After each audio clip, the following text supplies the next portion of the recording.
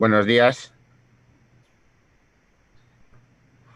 bienvenidos al encuentro digital organizado por Expansión y Acciona sobre el sector inmobiliario después de la pandemia. Mi nombre es Carlos Morán y voy a encargarme de conducir el encuentro.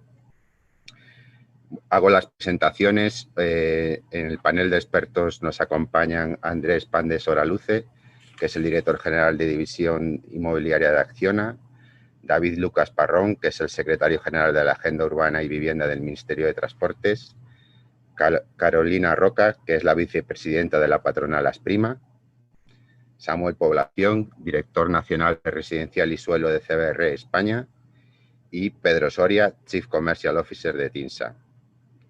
Mi nombre es Carlos Morán, soy redactor del diario Expansión, voy a conducir el encuentro y la idea es de que dispongáis cada uno de vosotros de 3 o 4 minutos para una ronda inicial donde podéis reflexionar sobre el título que hemos buscado para este encuentro y a partir de ahí en una segunda ronda pues un turno de preguntas para establecer el coloquio. Antes de empezar me gustaría comentaros que el mercado inmobiliario, como otros negocios, atraviesa por una situación excepcional. Los principales indicadores macro apuntan a que España se encuentra en una situación de crisis económica profunda, ¿no? Con una contracción del PIB que las principales casas de análisis apuntan que va a ser de 2 dígitos, con un aumento de la tasa de desempleo, con datos micro del sector que indican que, por ejemplo, el INE publicó ayer los datos de compraventa de vivienda, ¿no? Con una caída en mayo del 54% respecto a mayo del año pasado. Por lo tanto, se trata de un escenario difícil para un sector que además, antes de la pandemia, ya estaba dando síntomas de agotamiento. Por lo cual, es muy interesante que aportemos un poco el panorama, ¿no? Analicemos cuál es la situación del sector, pero sobre todo que propongamos ideas para que contribuir un poco a recuperar ese dinamismo perdido. Sobre todo el sector inmobiliario que puede contribuir, ¿no? Como palanca a, a recuperar la economía a corto plazo por toda la capacidad que tiene de generación de empleo y de ingresos fiscales a corto plazo. Así que esta es un poco la idea general. Yo voy a pasar la palabra en primer lugar a Andrés Pandes Oraluce. Vamos a seguir el orden establecido en la presentación que os hemos enviado. Así que, Andrés, te paso la palabra. Muchas gracias, Carlos. En primer lugar, quisiera agradecer a Expansión la oportunidad y la organización de esta tertulia. A ti, Carlos, y a Jesús, que estáis desde Expansión apoyándonos y coordinándolo. Y a los contertulios, a David, a Carolina, a Samuel y a Pedro. Un placer estar con vosotros y poder aprender de vuestras reflexiones. Yo, en primer lugar, no puedo contradecir las cifras ni los datos macro, pero sí quiero establecer o me gustaría ver una luz de esperanza en el sector. Y me gustaría diferenciar la terminología de crisis, especialmente cuando hacemos alusión a crisis pasadas. Yo, en primer lugar, creo, sinceramente, que el impacto en el sector inmobiliario está siendo menor que en otros sectores, lo creo. Creo que muchas de las cifras ahora publicadas tienen un efecto vinculado directamente a la incapacidad administrativa, por ejemplo, en el tema de poder cerrar ventas, acceso a notarías, etcétera, que hacen que estas cifras, en mi opinión, no son representativas de la realidad. Desde luego, en el caso Acciona, yo puedo decir rotundamente que no lo son. Creo que, y tampoco esto lo puedo ocultar, que más que el efecto directo sobre nuestro sector, me preocupa el efecto indirecto, obviamente vinculado a la caída del Producto Interior Bruto. Pero como digo, veo más una crisis coyuntural que una crisis estructural. Creo que nos ha llegado en un momento en el que el sector está mucho más profesionalizado, más sólido y más saneado.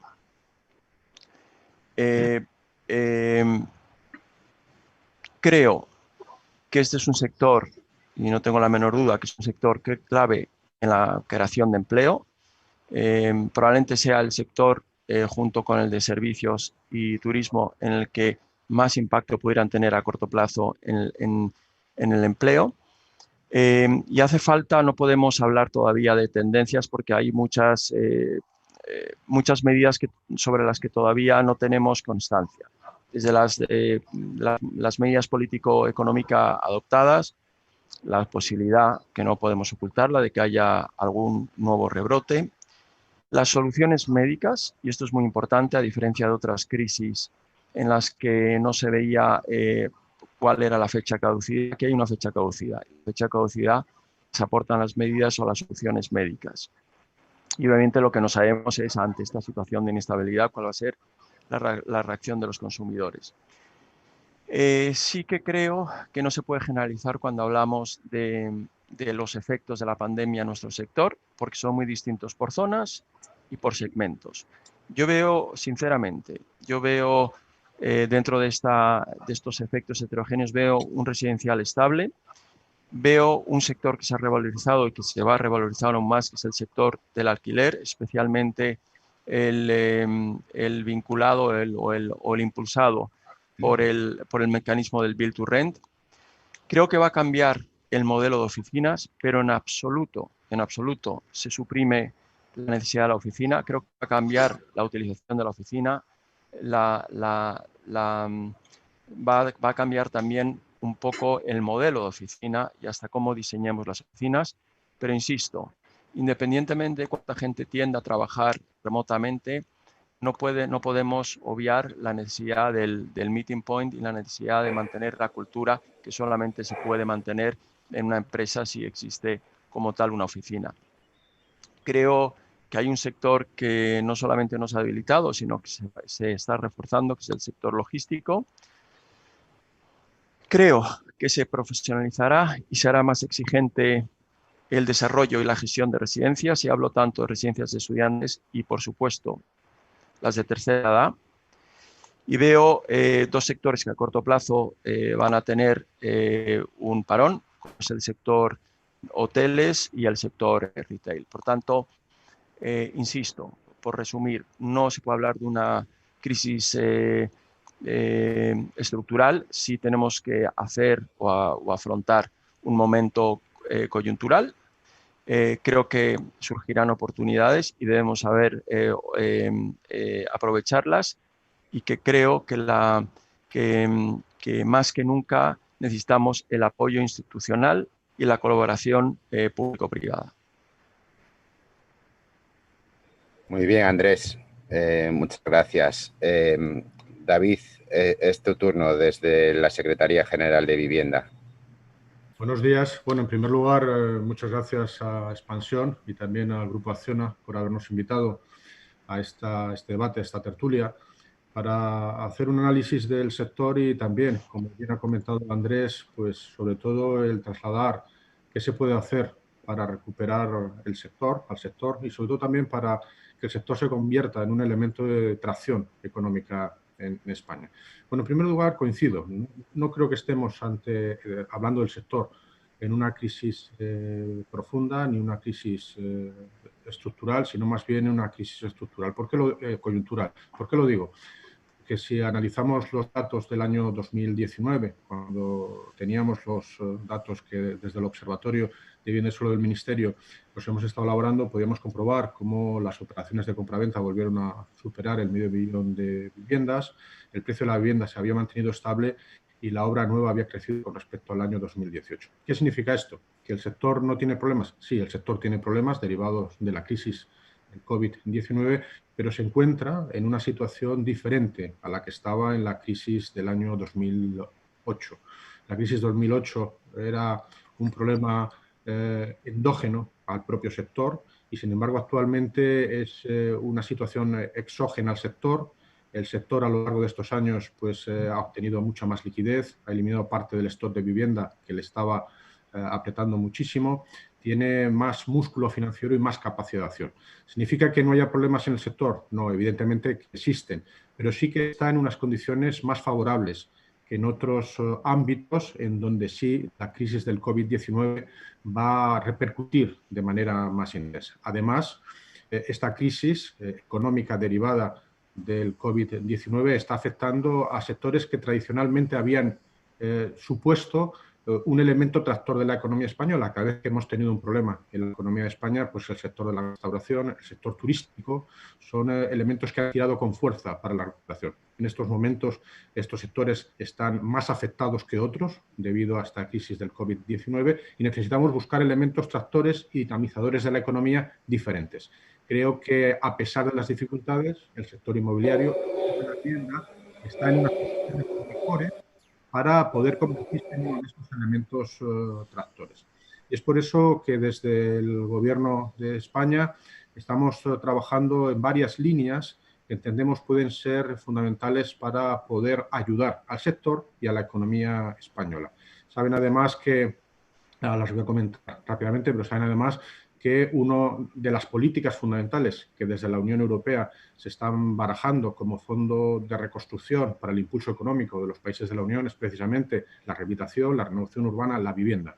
Es por eso que desde el Gobierno hemos lanzado 4 ideas fundamentales. La primera de ellas que apuntaba Andrés es la colaboración público-privada. Es verdad que el reto es importante, las necesidades son muchas, los datos macroeconómicos apuntan a dificultades que se van a producir por la caída del Producto Interior Bruto y para llevar a cabo políticas efectivas de tracción de la economía y de recuperación del sector. Por supuesto, es necesaria esa colaboración público-privada y que desde la administración, tanto autonómica, local y, por supuesto, la estatal y el sector privado, se establezcan mecanismos de coordinación suficientes. Es por eso que el otro día, por ejemplo, en el Consejo de Ministros aprobamos una nueva fórmula del derecho de superficie que va a ser un elemento de referencia en el impulso del parque público de viviendas en alquiler conjuntamente con el sector privado.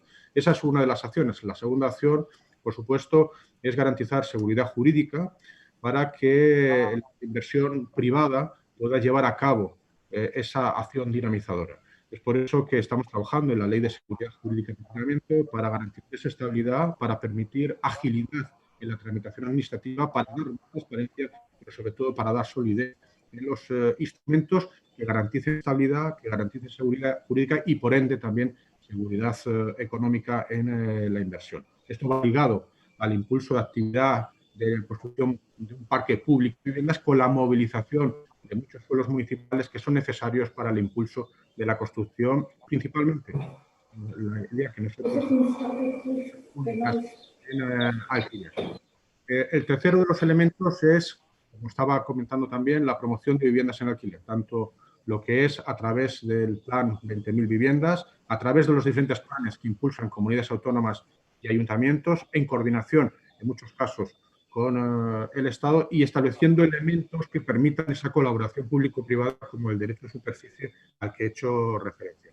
Y el último elemento, el cuarto elemento fundamental, es el impulso de la rehabilitación y la renovación urbana. Tenemos un parque de viviendas muy antiguo, tenemos un parque de viviendas que principalmente data de los años 60, 70 y 80, que necesita una rehabilitación profunda. Los últimos datos que tenemos es que solamente en eficiencia energética se necesita actuar sobre 9,7 millones de viviendas principales en España y es por eso que uno de los elementos fundamentales que queremos impulsar y para los cuales estamos elaborando una propuesta de cara a los fondos estructurales europeos, la rehabilitación y la renovación urbana. Estamos muy lejos de la renovación que se lleva a cabo en la media de los países de la Unión Europea que pueden ser asimilables a España y necesitamos incrementar exponencialmente esa rehabilitación. Eso nos va a permitir generar mucha actividad rápidamente, recuperar mucho desempleo que se puede estar perdiendo en otros sectores y además,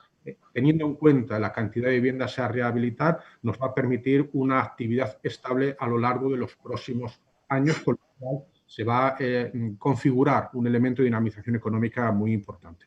Es por eso que estos 4 ámbitos de trabajo creo que pueden ser fundamentales para el desarrollo, el impulso del sector, pero sobre todo, como digo, para ser elemento tractor de la economía española. Termino con algo con lo que iniciaba y que también hace referencia a Andrés y me parece fundamental, es la colaboración público-privada. He hecho mención antes a ella, pero tenemos un problema, el problema es un problema colectivo y para dar una solución a un problema colectivo necesitamos una coordinación permanente y eficaz y eficiente entre la administración pública, ya sea en cualquiera de sus estratos, y el sector privado. La administración pública no dispone de todos los recursos suficientes. El gasto social va a ser un gasto importante para afrontar la crisis y es necesario esta colaboración público-privada para poder afrontar los retos que nos pone encima de la mesa esta crisis económica del COVID-19. Esta es la voluntad del Gobierno y que trasladamos de cara a establecer esos mecanismos de control en los que ya estamos trabajando y con los que hemos ido hablando con la mayor parte del sector para intentar buscar soluciones que den una solución global, permanente y estable. Muchas gracias. Muy bien, David. Gracias por esta primera reflexión. Carolina, es tu turno. Bueno, buenos días y muchas gracias a Expansión y a Acciona por la invitación.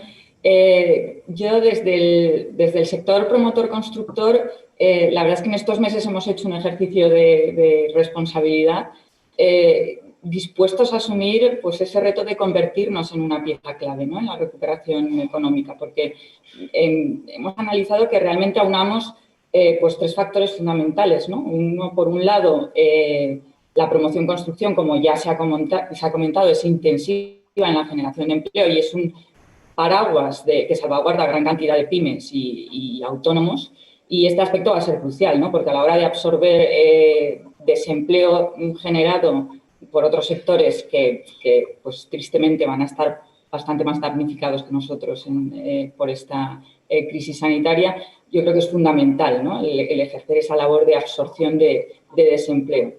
Luego, como segundo punto importante es que llevamos 10 años, ya han pasado 10 años, con una producción mínima de vivienda, ¿no? Tocamos tanto de obra nueva como de rehabilitación. Tocamos fondo en 2013 con 34.000 viviendas iniciadas y tampoco es que hemos llegado a 2019 con apenas 100.000 viviendas iniciadas, ¿no? Esto en realidad ha provocado un envejecimiento de nuestro parque de vivienda. Y además en este confinamiento lo hemos sufrido mucho más, ¿no? Hemos sufrido la gran cantidad de infravivienda que tenemos en el centro de nuestras ciudades y que es necesario incrementar la producción y la rehabilitación integral de vivienda para renovar nuestro parque de vivienda y además acercarnos a los objetivos del cumplimiento de la Agenda 2030. Y como tercer elemento o factor que aunamos, pues es que veníamos sufriendo, no solo en España, sino en toda Europa, pero veníamos sufriendo una grave crisis de acceso a vivienda, ¿no? Una grave crisis de creación de hogares por parte de jóvenes y de las rentas medias que no podían acceder a vivienda a los precios y rentas de alquiler del mercado. Entonces, los promotores constructores queremos funcionar como catalizador que nos permita incrementar nuestra actividad económica y generar el empleo necesario. Y además, pues bueno, no construir por construir, sino construir para poner en el mercado viviendas a precios asequibles para atender esa gran bolsa de demanda que lleva años desatendida, ¿no? Y que tendrá gran trascendencia económica y social, la necesaria creación de hogares y emancipación de los jóvenes. ¿Cuál es el secreto de cómo podemos actuar de catalizador para dar solución a esas tres cuestiones? Pues claramente es haciendo cambios estructurales en nuestro sector y ganando productividad, porque es imprescindible reducir los costes de producción de esa vivienda para poder producir vivienda a esos precios asequibles, ¿no? Y en eso necesitamos la colaboración de la administración pública. Es decir, no somos un sector como tantos otros muchos, desgraciadamente, que van a necesitar verdaderas ayudas e inyecciones de ayudas económicas en el sector. Nosotros no requerimos de esas ayudas económicas, pero sí requerimos la colaboración de la administración en esos cambios estructurales, porque muchos de los costes inherentes a la producción de vivienda derivan del intervencionismo de la administración, ¿no? O sea, están los costes de generación de suelo, la rigidez del urbanismo, el bloqueo de los suelos finalistas que son propiedad de la administración y que llevan años y años bloqueados que no se desarrollan, el plazo de tramitación de las licencias, la inseguridad jurídica, por continuos cambios normativos, ¿no? La fiscalidad excesiva que arrastramos de la época del boom. Todos esos cambios necesitamos a la administración para encauzar esa ganancia de productividad, ¿no? Porque aprovecho este foro para insistir en algo que yo creo que muchas veces el sector tenemos claro, pero políticamente no se tiene claro y la sociedad no tiene claro, que es que el urbanismo, el crear ciudad, las políticas de vivienda, realmente en nuestro modelo económico, esos elementos tan importantes se han hecho siempre con financiación privada. Nuestro urbanismo, nuestras políticas de vivienda no son con financiación pública. Porque los escasos presupuestos públicos realmente siempre han ido destinados a incentivar esa inversión privada y no a acometer a pulmón los proyectos, sino a atraer a la inversión privada para que sea la inversión privada la que lleve a cabo los desarrollos urbanísticos e instrumentalice las políticas de vivienda, ¿no? Y en eso hay que distinguir también claramente, que es otro concepto que yo creo que no queda muy claro, entre vivienda pública y vivienda asequible. La vivienda pública está claro que es la vivienda destinada a las familias insolventes y a las familias más desfavorecidas y que, por lo tanto, sí o sí, no hay otra manera. Esas sí que deben ser promovidas y financiadas por la Administración con el impuesto de todos los españoles, ¿no? Y sin embargo, las viviendas asequibles para rentas medias y jóvenes, solventes, son las que históricamente siempre las hemos promovido la iniciativa privada. De hecho, es una media durante 30 años se han promovido una media de 75.000 viviendas anuales, de la media de 250.000 que se promovían, ¿no? Y sin embargo ahora hemos cambiado el chip. Parece que el éxito de las políticas de vivienda son el éxito de las viviendas públicas construidas, ¿no? Y que de hecho, pues claro, es un desastre porque no hay fondos y no se llega al número de viviendas que se anuncia siempre políticamente, ¿no? Que se van a llevar a cabo. Entonces, el ratio que hemos seguido siempre de cumplimiento de políticas de vivienda es el número de calificaciones definitivas de vivienda protegida, que esa es la vivienda asequible, a precios asequibles que poníamos en el mercado, ¿no? Sin embargo, en estos últimos años, pues se ha implementado como una ortodoxia ideológica que está en contraposición con los principios fundamentales de esa eficiencia, productividad, gestión, porque yo creo que se ha demonizado a la iniciativa privada y al empresariado y muy concretamente al promotor constructor. Y entonces, lejos de crear marcos normativos que atrajeran esa iniciativa privada, antes se convocaban concursos para vivienda protegida y concurríamos por cada oferta, por cada parcela, igual había 22 ofertas de empresas distintas para llevar a cabo esa instrumentalización de políticas de vivienda. Pues ahora, lejos de crear esos marcos normativos para atraer esa iniciativa privada, pues se ha querido como apartar de forma intencionada, ¿no? Entonces, yo creo que el foco fundamental de este cambio estructural que necesita el sector para aunar y dar solución a esas tres cuestiones es gestionar y promover vivienda a precios asequibles, que es muy complejo y requiere mucho control técnico de todos los costes que inciden en la construcción. Pues el objetivo fundamental es atraer de nuevo a esa iniciativa privada, ¿no? Y crear ese marco jurídico económico para que al promotor le salgan los números a la hora de invertir en proyectos de vivienda a precios asequibles. Yo creo que de esa manera podremos incrementar nuestra actividad económica, podremos incrementar nuestra aportación al PIB y, sobre todo, podremos generar ese empleo tan necesario, dando además solución a un grave problema social, ¿no? De acceso a vivienda. Muy bien, Carolina. Muchas gracias. Samuel, es tu turno. Buenos días a todos. Gracias por la invitación a este encuentro digital y por completar lo que contertulios han trasladado anteriormente. Yo creo que si hay un adjetivo o tenemos una palabra que caracteriza al sector inmobiliario actualmente, la parte privada del sector inmobiliario, es la resiliencia, ¿no? Es un sector muy capitalizado, es un sector con capital tanto nacional como en su mayoría extranjero. No hay un exceso de oferta, gran diferencia respecto a la crisis anterior, y es un sector que no está excesivamente apalancado por las entidades financieras, ¿no? Los loan to value suelen ser bastante limitados.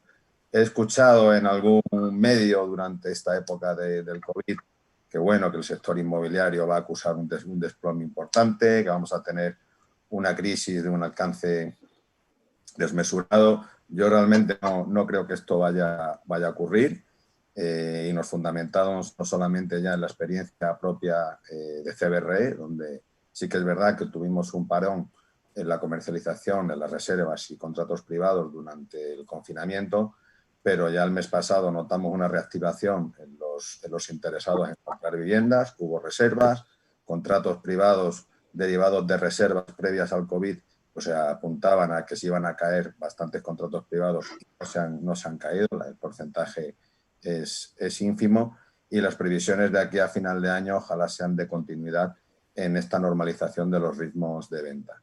No voy a negar, lógicamente, el sector inmobiliario está intrínsecamente relacionado con las tasas de desempleo, pero sí que no es menos cierto que el impacto de esta crisis será limitado en el tiempo. Nuestras previsiones apuntan en que en 2021 vamos a tener una recuperación relevante y que además, como digo, no hay un exceso de oferta puesta en el mercado. Es decir, llevamos desde el año 2013 hasta el 2019 una media de viviendas terminadas anuales de obra nueva en torno a 57.000 unidades versus las más de 500.000 viviendas que se han venido transaccionando en los últimos años, ¿no? Es decir, el grueso sigue estando en la vivienda usada, mientras que la vivienda de obra nueva no tenemos sobreoferta. Dicho esto, el impacto del COVID será asimétrico, es decir, yo creo que sí que va a haber un impacto más acusado en la vivienda de segunda mano que no en la obra nueva. Los promotores de obra nueva, las promociones de obra nueva que en estos momentos se encuentran en ejecución, ya partían de unos niveles de preventas muy altos, derivados también de las exigencias de las entidades financieras a la hora de financiar estos proyectos. Son promociones cuya garantía de ejecución básicamente es del 100%, es decir, no se van a ver esqueletos, los famosos esqueletos que se observaban en la crisis anterior, y donde habrá un mayor impacto del COVID, pues sí que será en la segunda mano, pero por razones obvias, derivadas de las situaciones particulares complicadas, de gente que pueda quedarse en el paro y que tenga esas necesidades económicas de mayor urgencia a la hora de vender su residencia, ¿no? Igualmente, que el impacto no va a ser igual en la obra nueva que en la segunda mano, no será tampoco el mismo impacto en la segunda residencia que en la primera vivienda. En la primera vivienda, en mercados como Madrid, Barcelona, los principales mercados de capitales de España, va a seguir teniendo un tirón importante, precisamente por esa falta de oferta existente, mientras que también por razones obvias, la segunda residencia, donde está, como sabéis, muy influida por el comprador extranjero, pues durante estos meses el comprador extranjero no tiene movilidad geográfica y, lógicamente, las ventas se están viendo más acusadas. Por daros unos datos en los precios que tenemos de CBRE de aquí a final de año, pues prevemos que, insisto, con esa asimetría entre la primera y la segunda residencia y entre la obra nueva y la segunda mano, prevemos que la obra nueva tendrá un ajuste mínimo, tendrá un ajuste entre el 2 y el 4%, y en mercados como Madrid o Barcelona este ajuste será prácticamente testimonial, ¿no? Podemos hablar de un 1 o un 2 máximo, mientras que los ajustes superiores de ese 4% llegarán en zonas de segunda residencia, donde habría cierta sobreoferta. Por otro lado, la segunda mano sí que veremos que al final de año esos ajustes medios se sitúen en torno al 6-7%. Apuntaban también los compañeros contertulios anteriormente en el mercado del alquiler, el mercado de inversión residencial. Este es un mercado que va a seguir tirando con fuerza. Hay mucho capital extranjero con ganas de seguir comprando edificios alquilados en España y, sobre todo, de desarrollar nuevos edificios ante la falta de producto terminado alquilado. Es decir, tenemos la necesidad de construir, de hacer el build to rent con edificios ad hoc para alquilar, y nos falta la materia prima en líneas generales, nos falta suelo para ello, ¿no? De ahí también la importancia de esa colaboración público-privada. Datos del año pasado en cuanto a porcentaje de hogares que vivían en régimen de alquiler versus en compraventa. Tenemos un 23,9, redondeando un 24% de los hogares que viven en alquiler, y además pues también con el impacto del COVID, si las previsiones pre-COVID apuntaban a que de los 4.400.000 hogares que viven de alquiler en estos momentos, en los próximos 4 o 5 años íbamos a pasar a 5 millones, y además creo que esto se va a ver incrementado precisamente por esa dificultad de acceso a la vivienda en compra, que en determinados momentos va a provocar un efecto de expulsión de la compra que se trasladará al mercado del alquiler. Poco más que añadir, simplemente insistir en la resiliencia del sector, en la necesidad de ese apoyo de las administraciones públicas, de las 3 administraciones públicas a nivel central, a nivel autonómico y a nivel municipal. Fundamental, como digo, el facilitar la tramitación de las diferentes licencias asociadas al proceso constructivo, asociadas a los procesos de transformación de suelo, y que nos permitan poner mayor oferta en el mercado para esas capas sociales que tienen dificultades a la hora de acceder a una vivienda.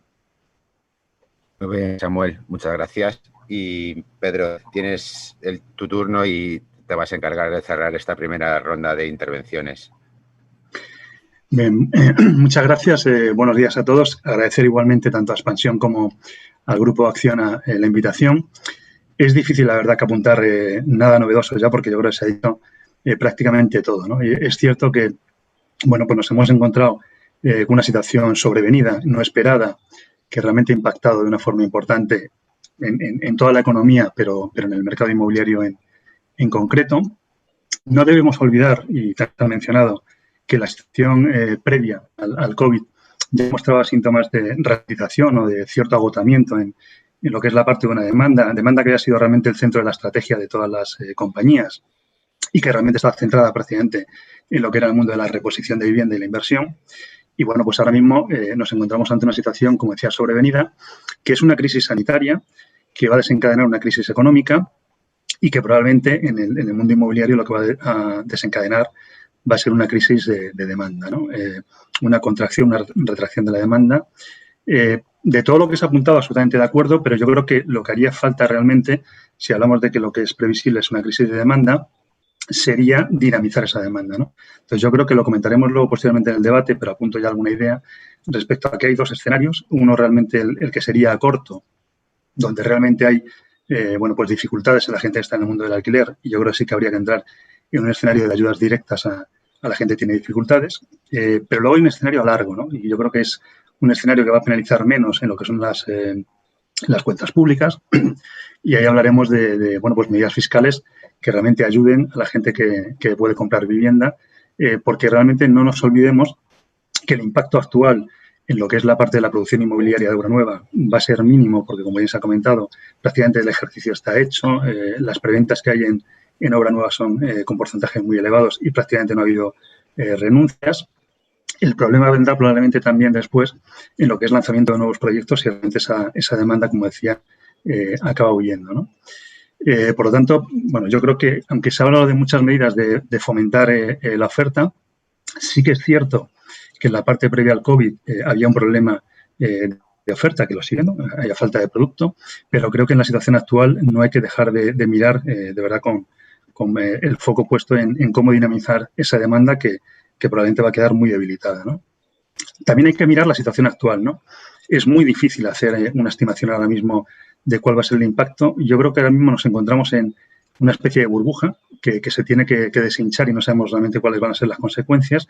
Hemos visto cifras últimamente, récord de ventas tanto en la obra nueva, récord de visitas en portales inmobiliarios, récord de facturación en determinados segmentos, pero yo creo que es, como decía, una situación que probablemente es lo que yo denomino el efecto champán, ¿no? O sea, es al final una salida del confinamiento, esa posible salida de Toriles, y hay que ver realmente cuál es el comportamiento futuro, ¿no? Yo creo que hasta pasado el verano no empezaremos a ver esa tendencia de hacia dónde van los tiros, porque sí que es cierto que se espera un ajuste en precios y ahora mismo es difícil estimar porcentajes.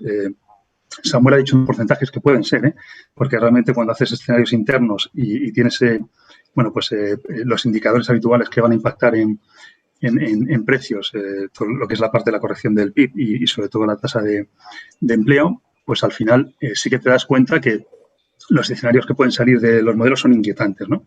Pero habrá que ver porque realmente en la situación actual, con los datos que tenemos en TINSA, desde marzo hasta junio el ajuste ha sido muy ligero, ha sido de media general un 1%, y sí que ha tenido un foco mucho más profundo en todo lo que son los mercados de costa, en lo que es la costa mediterránea, lo que es la parte insular, y un impacto muy pequeñito, prácticamente plano, en lo que son las grandes capitales, como también decía, las grandes ciudades y las capitales, como también apuntaba Samuel.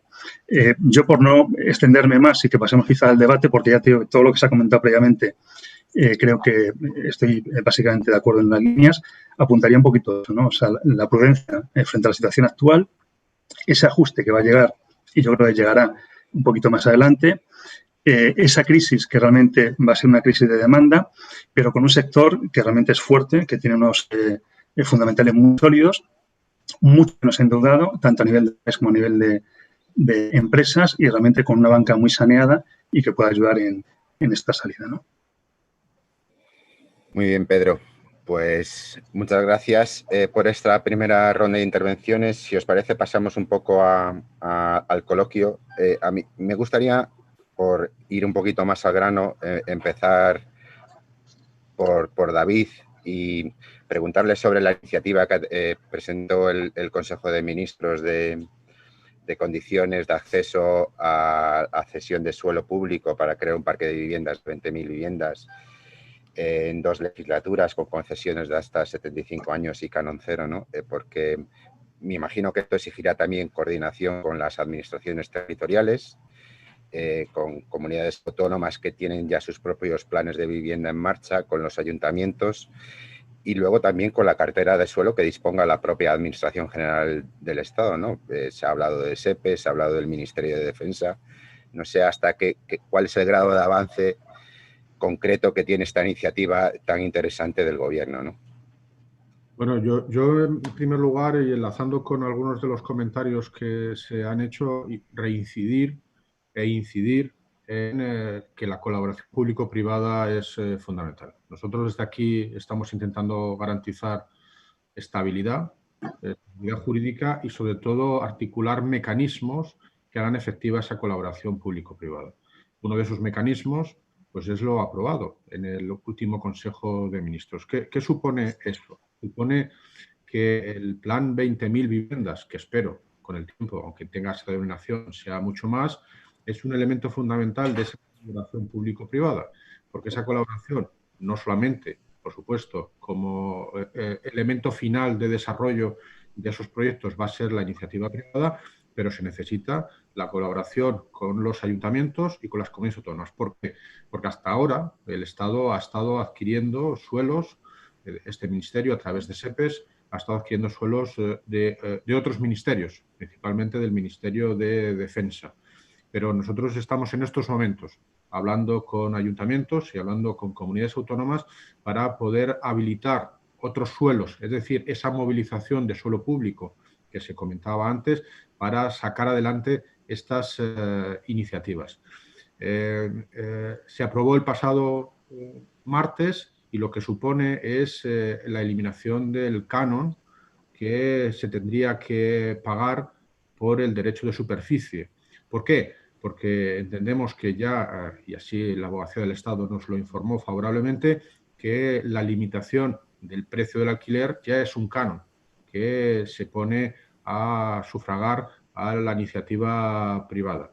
De esa manera se ha articulado además un mecanismo en el tiempo que va hasta 80 años, lo que se puso en el Consejo de Ministros, teniendo en cuenta que la idea es que sean 75 años, pero siempre se deja un margen por el cierre de los trámites administrativos cuando se lleven a efecto. Pero sobre todo lo que hace el acuerdo también es delimitar responsabilidades tanto del Estado, de las comunidades autónomas, de los ayuntamientos y del sector privado, y sobre todo que garantiza la futura solvencia de los desarrollos. Creo que es un elemento fundamental que no solamente va a servir para el Estado, sino que puede servir de referencia, y creo que así va a ser para otras administraciones para poderlo implementar. Sí decir que de esta manera se incide, como bien se ha dicho, en la parte de la oferta. Estoy también de acuerdo cuando se dice que también vamos a tener un problema de demanda. Es evidente, si el desempleo crece, pues los recursos van a ser menores y tenemos que incentivar a través de otros planes, como es el Plan Estatal de Vivienda o las ayudas que pueden venir de la Unión Europea, ayudas directas al alquiler a las familias que menos recursos tienen. Pero sí que es cierto que nuestro parque público de viviendas es un parque público de viviendas muy exiguo.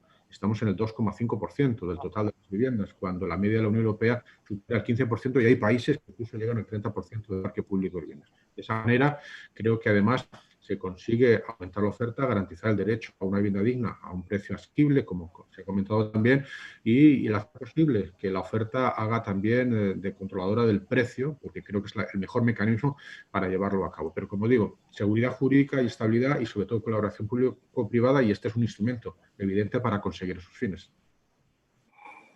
Muy bien. Bueno, decir, perdón, Carlos, que me preguntabas otra cosa. Esperemos que el primer desarrollo en donde se va a aplicar, porque ya vamos a iniciar, si no hay ningún problema, a partir de septiembre, el proyecto de urbanización de los terrenos es en Valencia, y Valencia seguramente que sea la primera experiencia donde se puede llegar a aplicar este derecho de superficie. Hay otros desarrollos como en Mallorca, en Málaga, en Sevilla. Estamos hablando también con el Ayuntamiento de Barcelona u otros ayuntamientos para intentar capitalizar también determinados o movilizar determinados suelos para poder avanzar en el Plan 20.000, pero van a ser experiencias. Espero que la de Valencia, como digo, pueda ser la primera a finales de año que podamos ya implementar este modelo que se aprobó el otro día en el Consejo de Ministros. David, ¿esa experiencia en Valencia cuál es en concreto?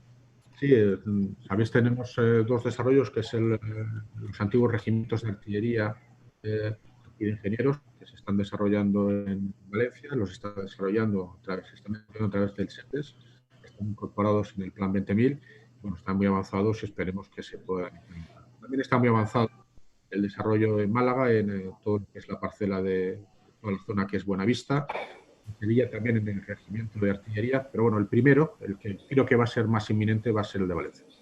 Bien. Andrés, Pedro apuntaba antes en su intervención los estímulos por el lado de la demanda. ¿Vosotros como promotores inmobiliarios estáis detectando algún tipo de dificultades en la capacidad de compra de vuestro cliente tradicional? Sinceramente no. Nosotros, en lo que hasta ahora ha sido la evolución del año, nosotros, por ejemplo, junio, hemos tenido un junio absolutamente normal. Hemos tenido el parón normal, el parón, vinculado a la falta de movilidad de la gente durante los meses malos de la pandemia, pero junio hemos visto un junio totalmente normal, sin ningún factor que pudieras asociarlo a una situación anómala. Incluso en la entrega de viviendas también estamos viendo, y sinceramente a mí eso sí que me preocupaba muchísimo, que en la recepción de las viviendas hubiera gente que no pudiera o tuviera que cambiar su decisión, y tampoco hemos visto ahí ninguna incidencia. Por tanto, en lo que afecta a nuestra actividad inmobiliaria, yo diría normalidad. Es verdad que todavía estamos viviendo, nuestro sector es un sector cuyos efectos se ven muy retrasados. Es decir, lo que está pasando hoy es lo que se ha hecho bien hace aproximadamente 2 años. Entonces, a mí me preocupa que la realidad de hoy sí pudiera tener un impacto mayor que el que debería tener si no reaccionamos. Antes, Carolina lo ha resumido muy bien. Yo creo que podemos esperar o podemos actuar. Y yo le agradezco muchísimo a David muchas de las cosas que ya nos ha compartido, y le agradezco sobre todo la predisposición de la Administración a escuchar y a acometer, como él muchas veces lo ha dicho durante su intervención, actuaciones público-privadas. Si simplemente habláramos, y estoy haciendo alusión a lo que ha dicho Carolina, pero por resumir, por enfatizar, si liberáramos suelo, que yo creo que es el factor que más está limitando la capacidad de crecer de nuestro sector. Si flexibilizáramos los trámites, seguimos siendo un país en el que acometer una promoción parece que estamos haciendo algo malo. Es decir, es muy complicado administrativamente, implica una burocracia, yo creo que pudiera ser totalmente revisitable. Seguridad jurídica, sobre todo en el tema de los alquileres. Política fiscal e incentivos. Antes, por ejemplo, se ha hecho alusión a la posibilidad de mejorar la eficiencia energética, no solamente de nueva vivienda, sino de la vivienda existente. Si esto lo hiciéramos dotando de incentivos que realmente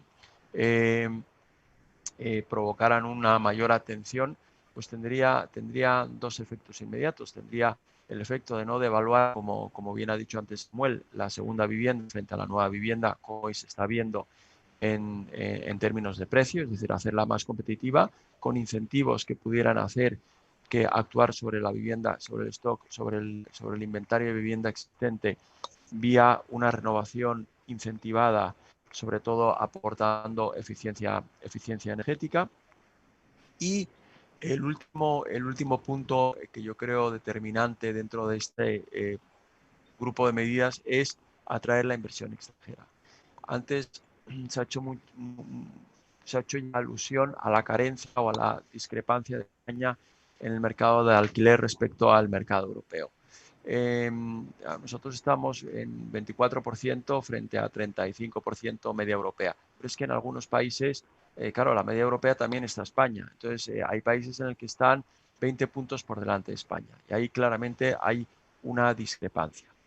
La discrepancia, los números oscilan dependiendo de, pero la discrepancia, si para ponernos en línea con la media europea, pues deberíamos de pasar de 6 a 8,5 millones de casas nuevas, simplemente para ponernos en línea. Esto es una inversión a año de 170.000 millones, si realmente quisiéramos apostar por esta tendencia.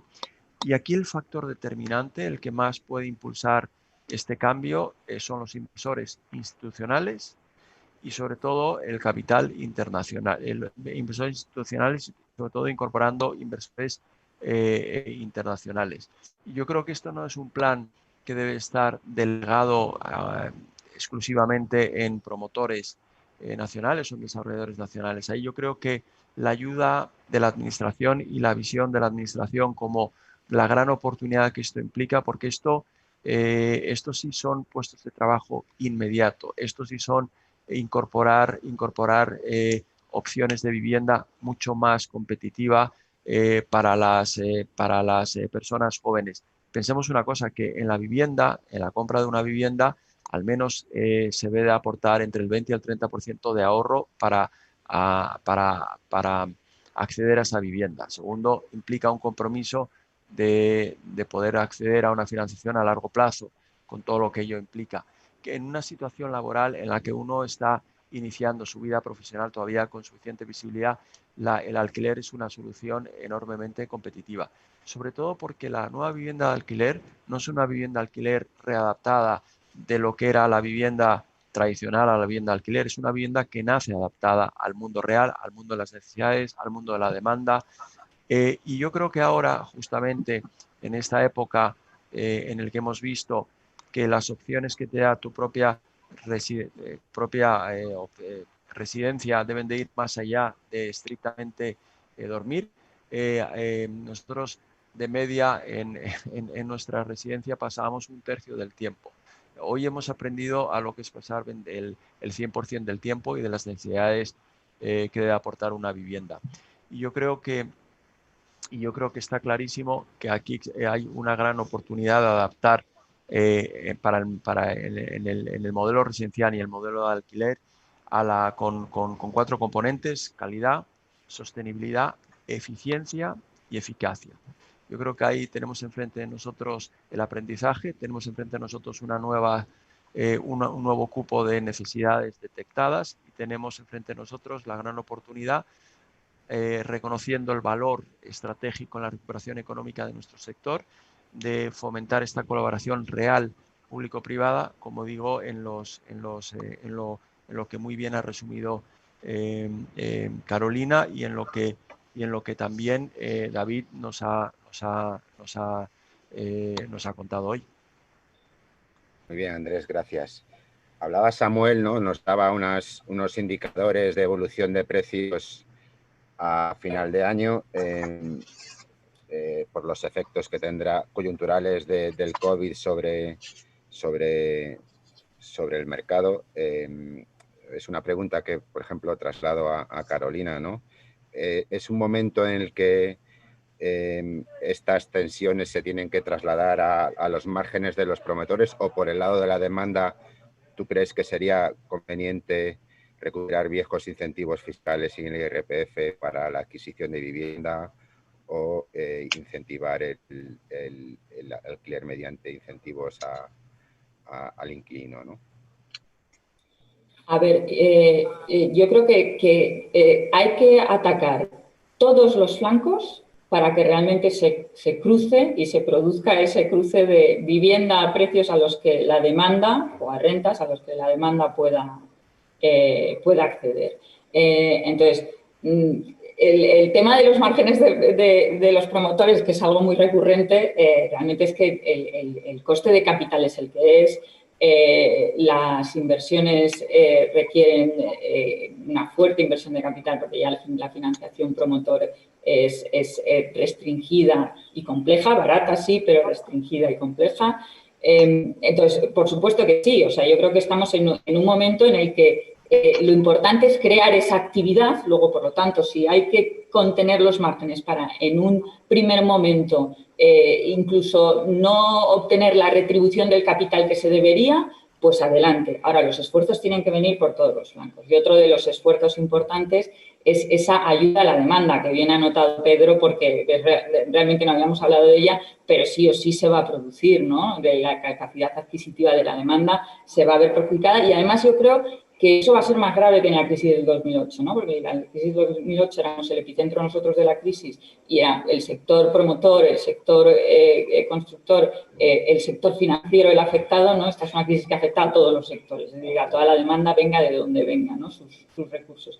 Entonces, es importante esas ayudas también fiscales de ayuda a la demanda, y es muy importante algo que llevamos años planteando desde la asociación, desde la nacional, desde Asprima y desde APC, y que parece que se ha retomado, y que en estos meses donde la administración, la banca, yo creo que ha estado mucho más posibilista que en los años anteriores. En 2 meses hemos avanzado mucho más que en años anteriores, y se han retomado proyectos que yo creo que son de mucho sentido común, muy viables y que pueden hacer mucho bien a ese cruce entre oferta y demanda, ¿no? Que es, por ejemplo, el Help to Buy.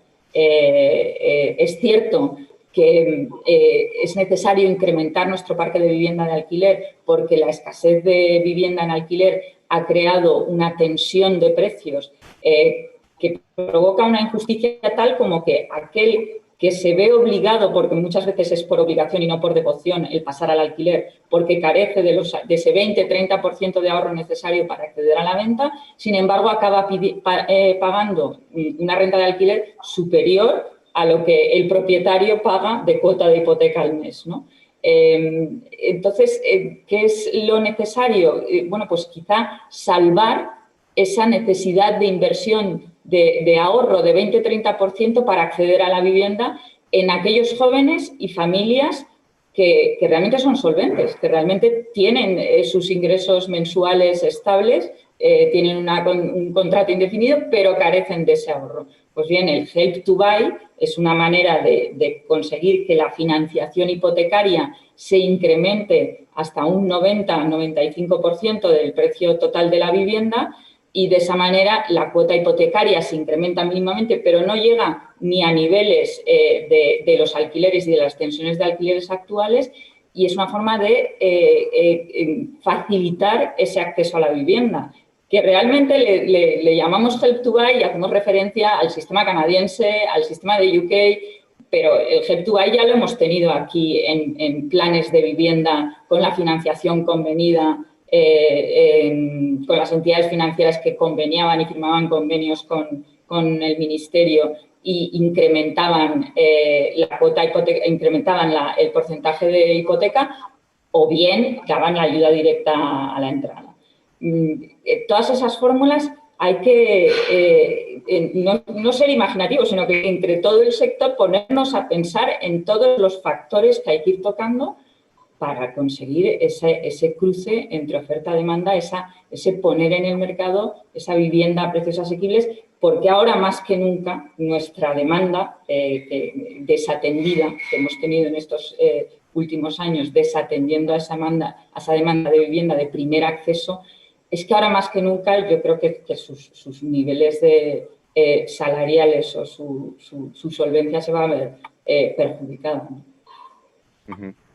Muy bien, Carolina. Samuel, habéis utilizado un término durante las intervenciones de la seguridad jurídica, sobre todo en el ámbito del alquiler.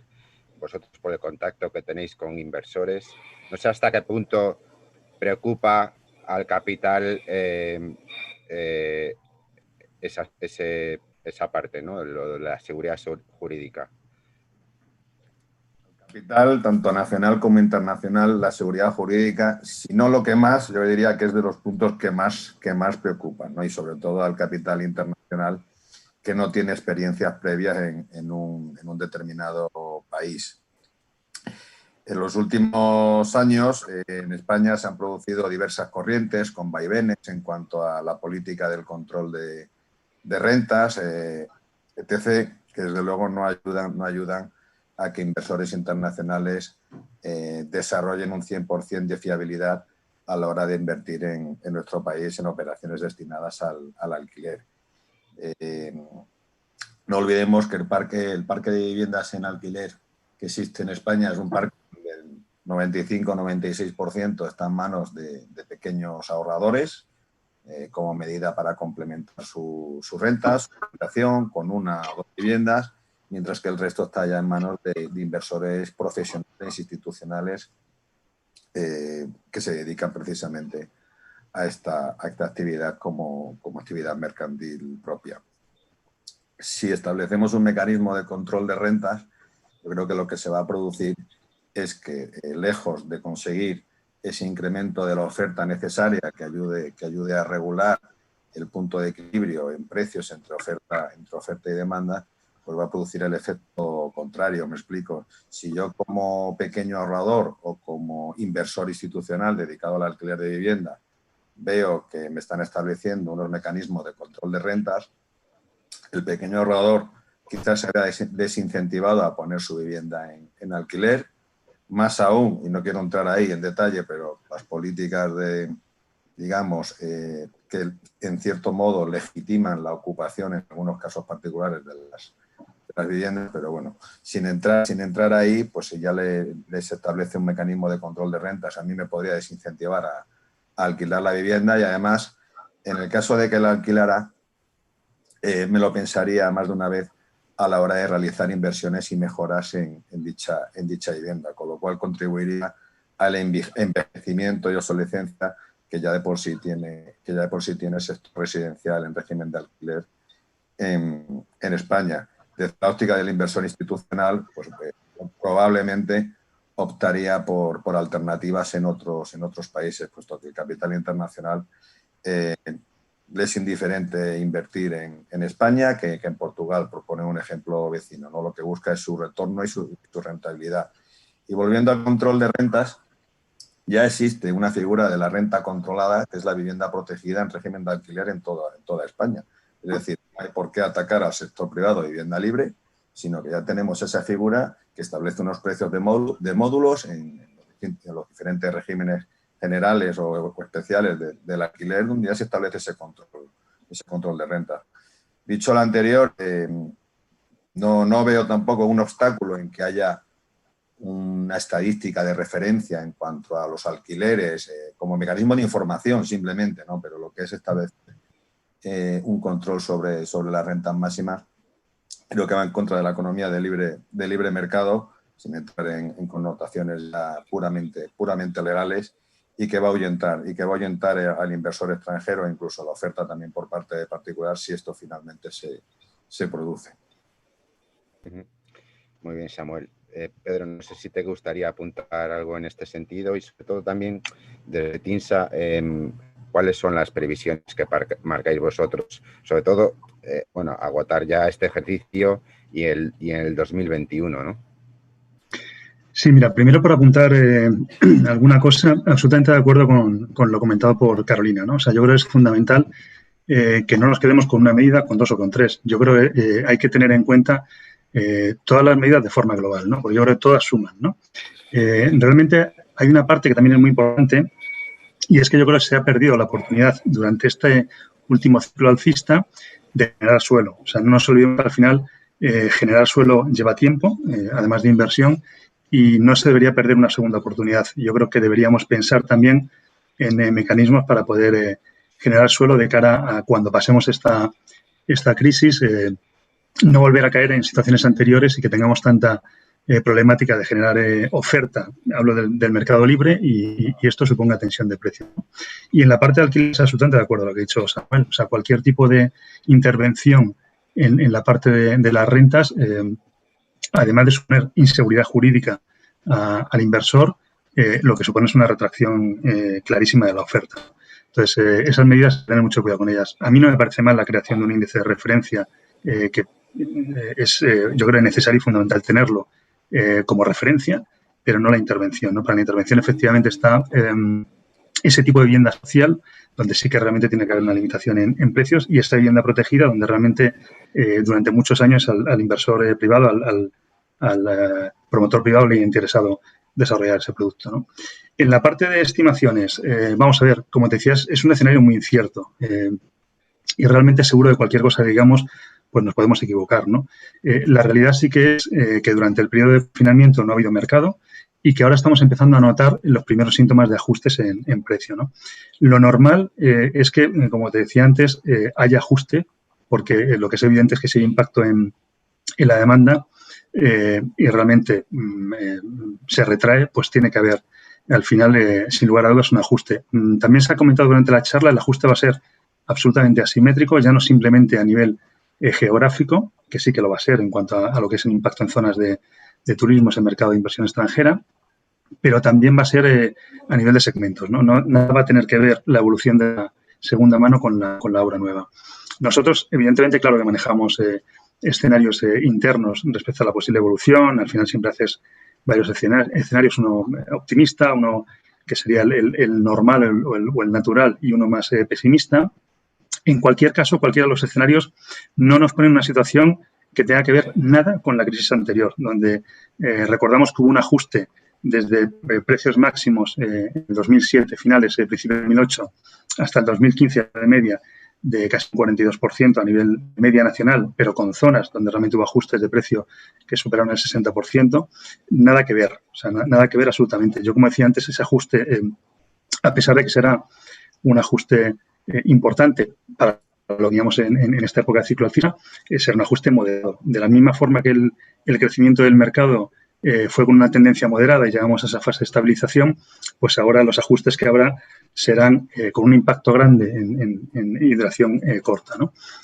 No estimamos que haya ajustes en la parte de lo que es la vivienda superiores al 10%. Ese será probablemente el escenario más drástico, también lo ha comentado antes Samuel, y esperamos ajustes en el entorno entre el 5 y el 10. Pero es muy difícil hacer una previsión ahora porque tiene que haber cierta tendencia, como comentaba antes, y yo creo que después del verano empezaremos a ver un poco más visibilidad respecto a este ajuste, que en todo caso se empezará a producir en el último trimestre del año y tendrá, como decía, una duración no muy larga, pero que dependerá, como también apuntaba al principio Andrés de su charla, a esa resolución de una crisis sanitaria, porque evidentemente hasta que no tengamos vacuna y tengamos realmente la recuperación de la confianza en el consumo, pues va a ser difícil estimar. Y ya no quiero ni hablar de la posibilidad de los famosos rebrotes, ¿no? Cuando hablamos antes de esos brotes verdes que están produciendo en junio, bueno, pues que no tengamos rebrotes y que no sean precisamente verdes, ¿no? Porque realmente el escenario cambiaría. Entonces, Resumiendo, ajustes sí que va a haber, es yo creo que evidente, prácticamente muy débil en lo que es la parte de la obra nueva y con mayor impacto en la segunda mano y sobre todo en zonas de inversión extranjera. Y será, como te decía, en unos porcentajes no muy elevados, pero sí que habrá ajuste. Entiendo, Pedro, gracias. David, por alusiones, y ya que eres el único representante de la administración, no sé si tienes algo que decir respecto al control de alquileres. Luego, un aspecto muy importante, que es toda la política de rehabilitación vinculada además a los fondos estructurales que se están negociando en Bruselas.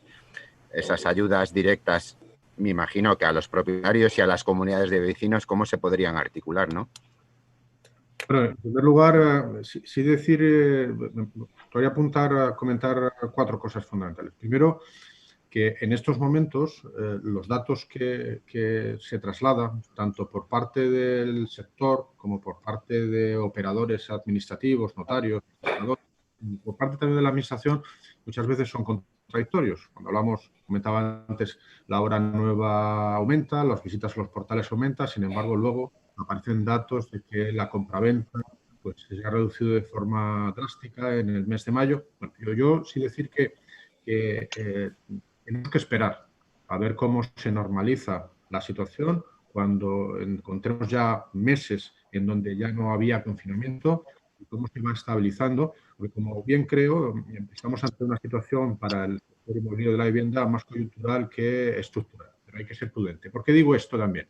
Porque cuando se hablaba del sistema de índices de precios de referencia de los alquileres, la idea de poner en marcha este sistema, que como sabéis, analiza la perspectiva de 4 años anteriores en relación a datos principalmente de la Agencia Tributaria, también del Instituto Nacional de Estadística, de este Ministerio de los Registros de la Propiedad, lo que se intenta es garantizar transparencia y sobre todo información estatal que no existía en el sector. Existía información pública de determinadas comunidades autónomas, existía también una información muy valiosa por parte de los portales, pero no existía esa información desde el punto de vista estatal. Y la idea de esta información es conocer bien la realidad para incentivar políticas públicas para, sobre todo, aumentar, en este caso, como he dicho antes, la oferta de viviendas en alquiler y, sobre todo, políticas de planificación de vivienda.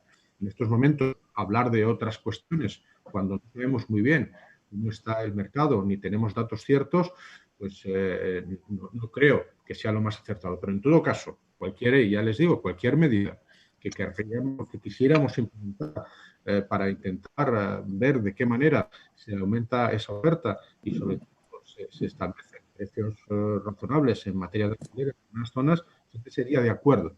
Así lo he trasladado en múltiples reuniones que he mantenido con todo el sector, de acuerdo con los agentes económicos y sociales, porque creo que estamos en un problema, como he dicho antes, un problema colectivo, necesitamos salidas de las que todo el mundo participe.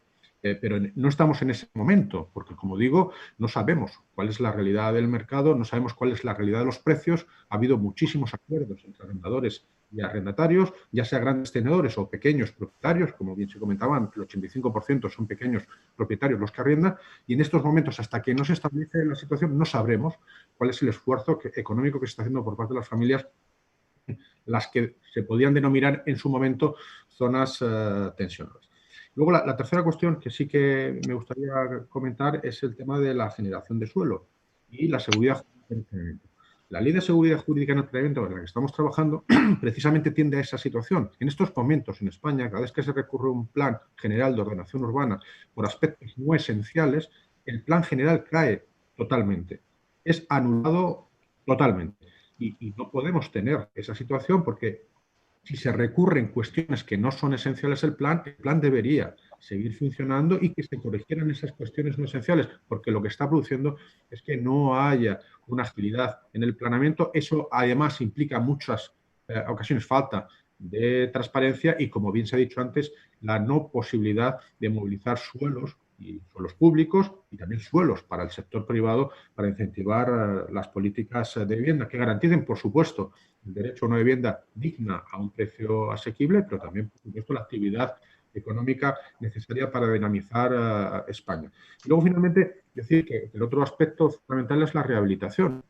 Como decía antes, estamos muy por debajo de la media de la rehabilitación en Europa. El año pasado se rehabilitaron en España 31.000 viviendas. La propuesta que hace el Plan Nacional de Energía y Clima es llegar al año 2030 con 300.000 viviendas de rehabilitación anuales, para lo cual se necesita políticas de escala. Políticas de escala con recursos económicos suficientes. Espero que la Unión Europea pueda ayudarnos a poder, pero sobre todo se necesita también mucha coordinación, porque en este proceso de rehabilitación actúa el Estado con las ayudas, actúan las comunidades autónomas, que son las terminales que tienen que articular los recursos y las ayudas, porque así lo establece el Tribunal Constitucional, los ayuntamientos, que tienen que ser ágiles a la hora de conceder licencias y permisos, las comunidades de propietarios y el sector privado, que es el que va a hacer luego la rehabilitación. Como ven, el envite no es fácil, porque si queremos generar mucho dinamismo económico y mucho empleo, necesitamos poner a todo el mundo en construcción para poder ser lo más rápidos, lo más eficientes y lo más eficaces a la hora de poder rehabilitar. Es por eso que en lo que estamos trabajando es en propuestas conjuntamente con el sector privado para que con la mayor agilidad posible podamos implementar estos recursos. ¿Los recursos van a venir? Sí, no sabemos en qué cuantía todavía, pero van a venir.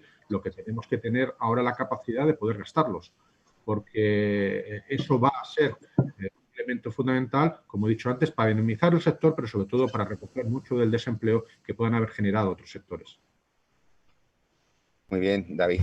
Pues siento deciros que hemos consumido el tiempo que teníamos previsto para el coloquio. La verdad es que creo que hemos dibujado un poquito bastante bien la fotografía del sector. Hemos aportado ideas, hemos conocido las propuestas en boca de